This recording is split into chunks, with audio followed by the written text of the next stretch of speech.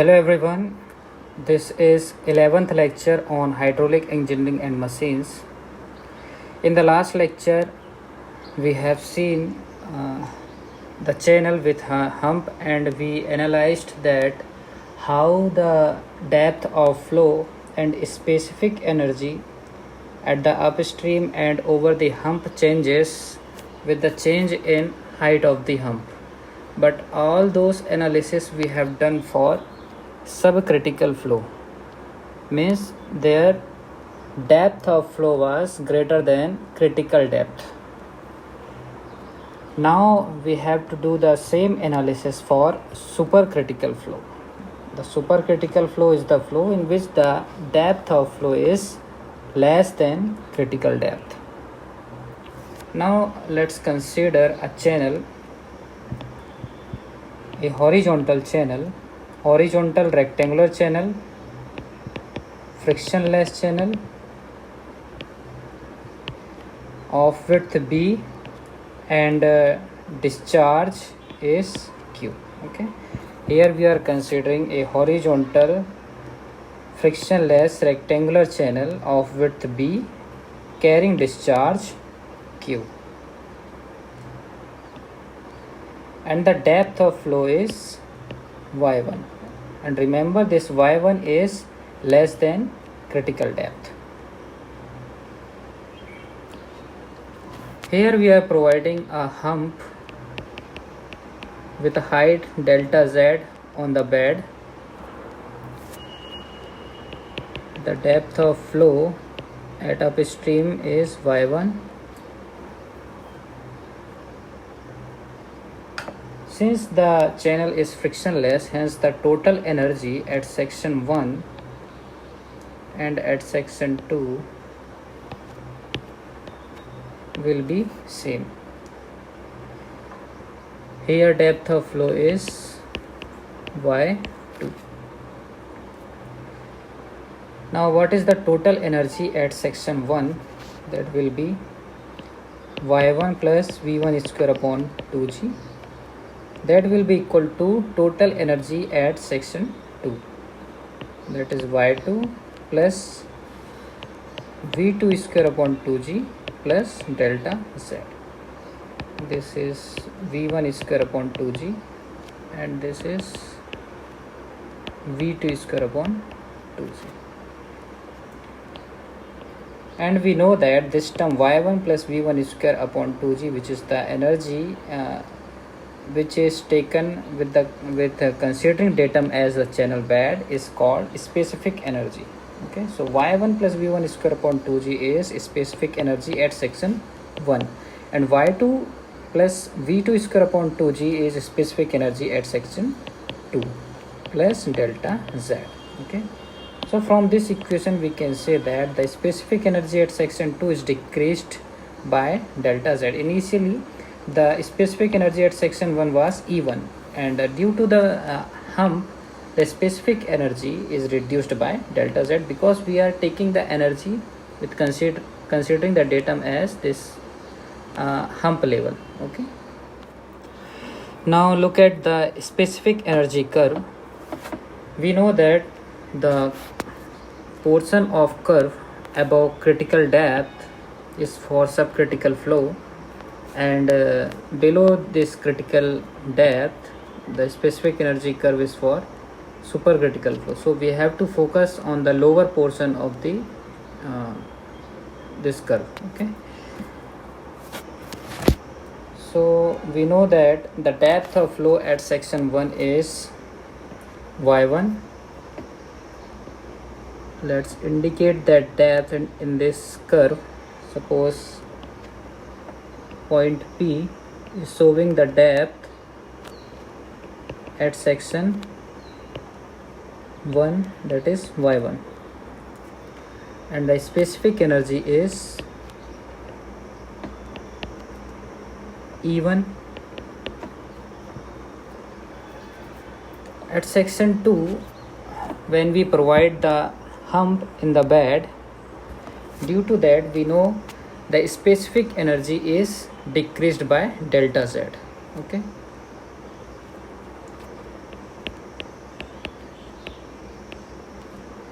So this point, suppose R, showing the depth of flow at section 2.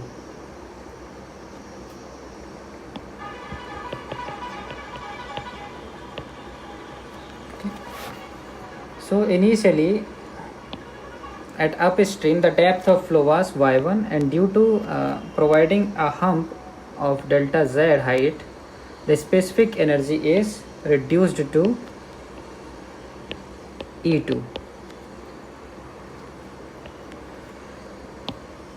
So due to decrease in specific energy in case of supercritical flow, the depth of flow from this curve clearly showing that the depth of flow due to decrease in specific energy, it will increase. Okay, hence the depth of flow over the hump is increased due to the hump.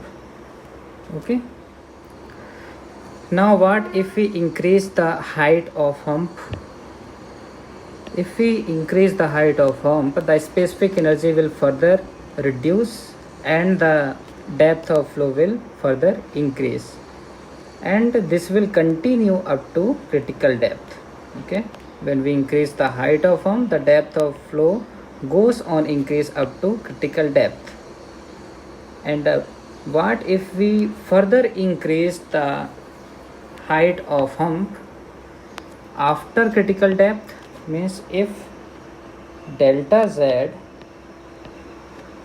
is greater than delta zm. Okay, delta zm is the height of hump at which the depth of flow over the hump is yc. But if we further increase the height of hump beyond delta zm, then what will happen? At this condition, the flow will not be possible until we increase the specific energy at section 1. Okay, firstly write the equation for critical depth condition at which the specific energy is minimum and height of the hump is delta zm. Okay, at this condition E1 will be equal to EC plus delta zm. Okay, this is the equation for critical flow condition.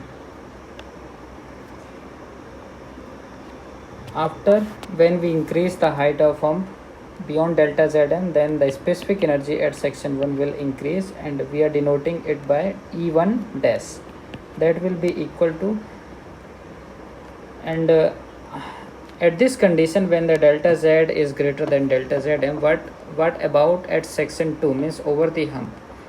At that portion the critical depth will remain critical depth only. Okay, and the specific energy will be minimum. So EC plus delta z. Okay, here delta z is greater than delta zm. You have noticed here all the analysis is similar to that of subcritical flow, except that the changes are of opposite nature. Okay, there in subcritical flow, when we increase the height of hump, the depth of flow was decreasing due to decrease in specific energy, but here it is opposite. Okay, as we increase the depth of flow due to decrease in specific energy, the depth of flow is increasing. Okay, from this specific energy, all these things are clear. Now look at this figure. This is the variation of depth y1, y2 and height of hump delta z. This figure showing the variation of y1, y2 with height of hump in case of supercritical flow. So initially, when the delta z is 0, means without the hump, the depth of both the depth y1 and y2 are same, and this is less than critical depth because this is supercritical flow. So this curve is showing variation of y1 with delta z. This is showing variation of y2, means the depth of flow over the hump with delta z. When delta z is 0, both the depth will be same, and as the height of hump is increasing, the y2 is increasing due to decrease in specific energy. Okay, but the depth of flow at upstream will remain same, and the depth of flow y2 is continue to increase up to yc when the delta z is equal to delta zm. Okay, this is the critical flow condition.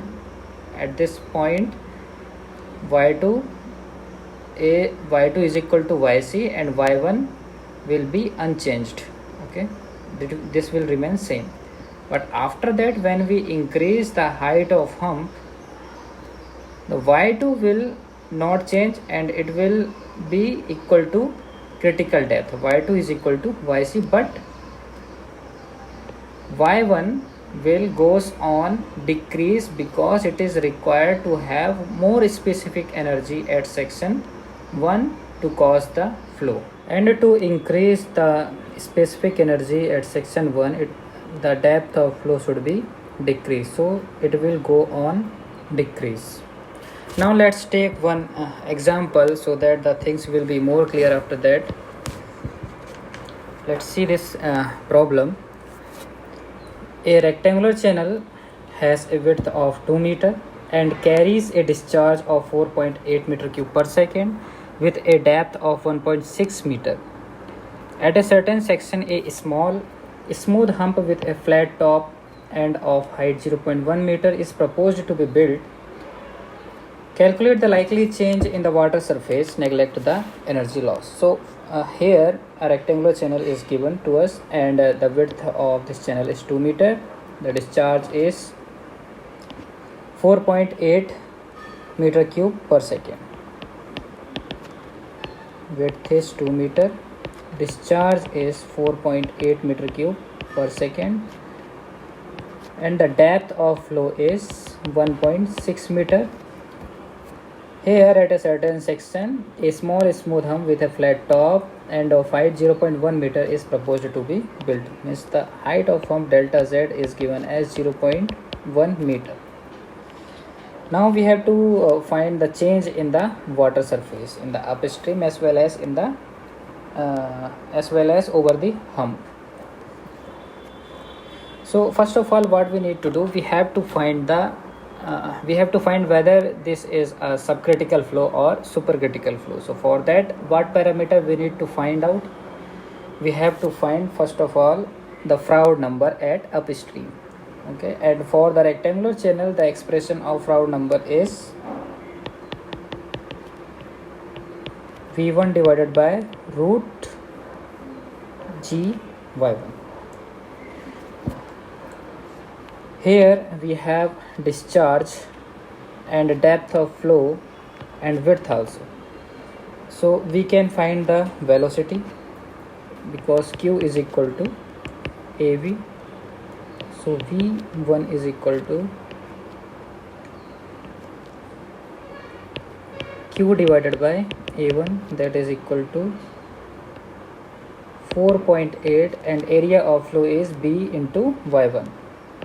2 multiplied by y1 is 1.6.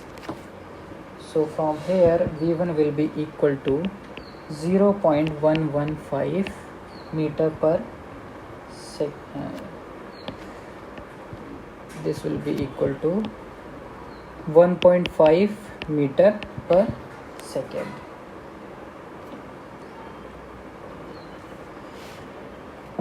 Now substitute this v1 in this expression. F1 will be equal to 1.5 divided by square root of 9.81 multiplied by 1.6.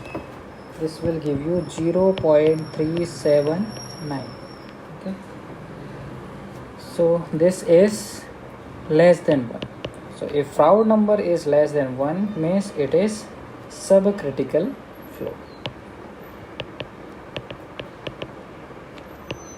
This is subcritical flow. So from that it is clear that when we provide the hump in the channel, this will cause decrease in the depth over the hump.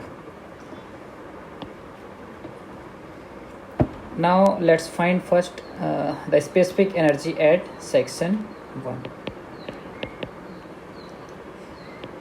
Y1 plus V1 square upon 2G is equal to 1.5 plus 1 point, y1 is 1.6. 1.6 plus v1 square is 1.5 square divided by 2 into 9.81. That will give you 1.715 meter. Okay, and we know the total energy at section 1 and section 2 are, the total energy at section 1 is nothing but specific energy E1, and at section 2 the total energy is E2 plus delta Z. Okay, so here E1 is 1.715 and E2 we have to find. Delta Z is 0.1 meter. So from here E2 will be equal to 1.615 meter.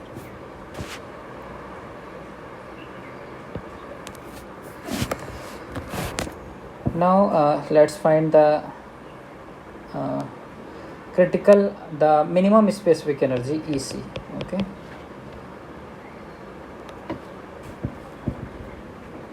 we know for rectangular channel the minimum specific energy is 1.5 times of YC. So firstly let's find the YC. YC for rectangular channel is Q square upon G whole to the power 1 by 3. Here this small q is discharge per unit width. Small q is discharge per unit width. Okay, this is discharge is 4.8 and width is 2.8. This will give you 2.40 meter cube per second per meter. Substitute this q in this YC expression. 2.4 square divided by 9.81 whole to the power 1 by 3. So YC will be equal to 0.837 meter. Now we can find minimum specific energy. 1.5 multiplied by 0.837, this will give you 1.256 meter. Now compare E2 and EC. Okay, the specific energy at section 2 means over the hump is 1.615 for the hump 0.1 meter, and the minimum specific energy or the specific energy at critical condition is 1.256 meter. Here we can see that E2 is greater than EC. What does it mean? It means the height of hump delta Z is less than delta Zm. Okay, delta Zm is the height of hump where the critical flow condition prevail. But here the specific energy is greater than EC, hence the height of hump is less than delta Zm. Means the depth of flow at section 2 will be greater than YC. Okay, it has not reached up to critical flow condition.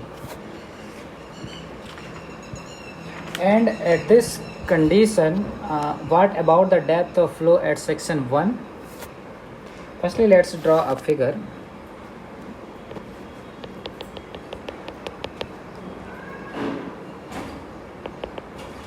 This is delta Z, which is equal to 0.1 meter.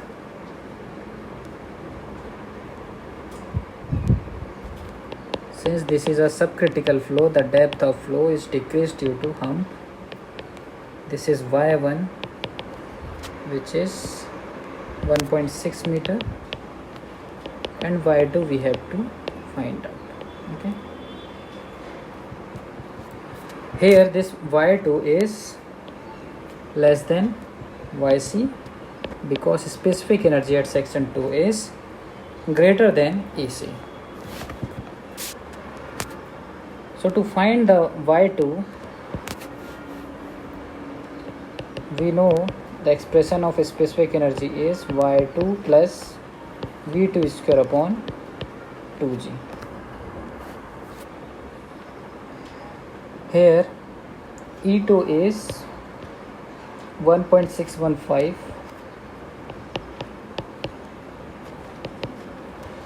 Okay, we are talking about the depth at section 1. Okay, since here the depth of flow is greater than critical depth, hence there will be no change in the depth of flow at section 1. It will remain 1.6 meter. Okay, E2 is equal to Y2 plus V2 square divided by 2G. Y2 we have to find. V2 is, see, Q is equal to A2 V2.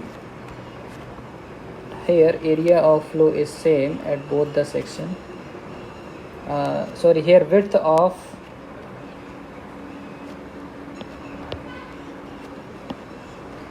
Q is equal to A2 V2. Okay, Q is equal to, what is A2? That is B into Y2 into V2. V2 is equal to Q divided by by2. Okay, substitute this value in this expression. Q square divided by 2G B Y2 square and B square also. 1.615 is equal to Y2 plus Q square divided by B square is small q square.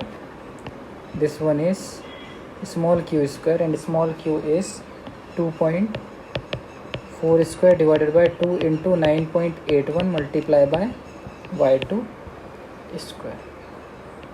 So after solving this by using calculator, we can find Y2 is equal to 1.481 meter. Okay, so this is the depth over the hump which is greater than YC. What is YC? 0.837 meter. Okay, so for the height of hump 0.1 meter, for the height of hump 0.1 meter, the depth of flow at section 2 will decrease, but the depth of flow at section will remain same. Now let's make a little change in the problem 1. If the height of the hump is 0.5 meter instead of 0.1 meter, here we are further increasing the hump height. Estimate the water surface elevation on the hump and at a section upstream of the hump. Now we have to find the depth of flow over the hump and upstream section of the hump.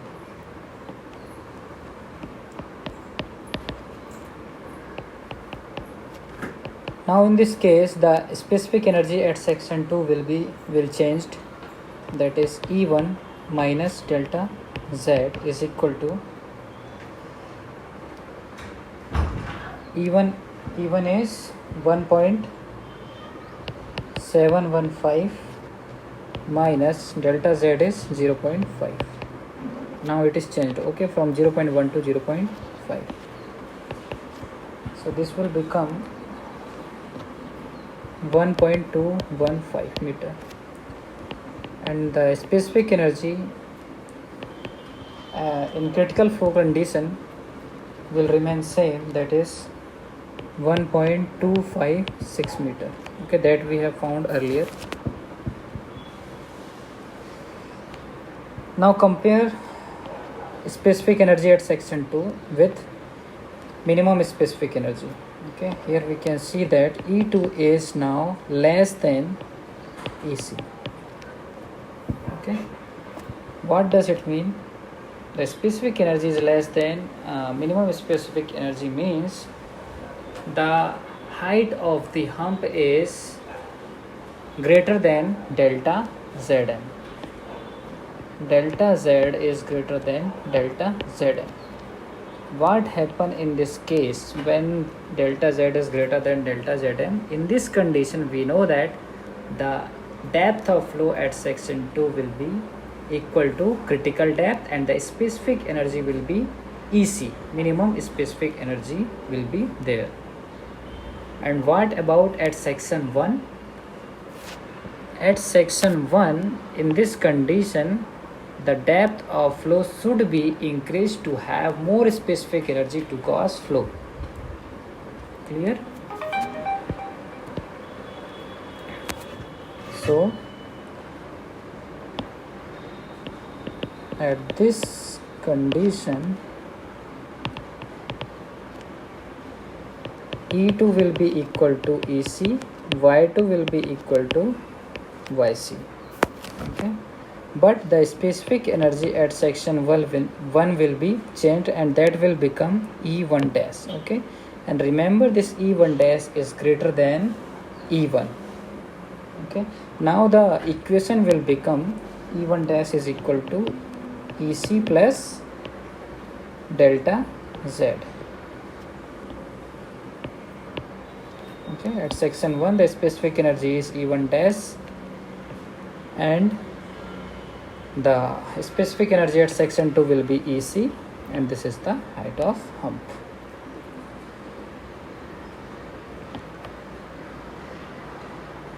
Now we have the value of EC, we have delta Z, and the expression of E1 dash is Y1 dash plus Q square divided by 2GB square Y1 dash. This will be the expression of E1 dash is equal to EC is 1.256 plus delta Z is 0.5. So from this expression we can find the new depth of flow at section 1, that is Y1 dash. Okay, we have discharge value, we have width of the channel, G is 9.81. Okay, by solving this equation we will have Y1 dash is equal to 1.648 meter. Okay, and this depth will be greater than initial depth Y1. Okay, what was Y1? That was 1.6 meter. Okay,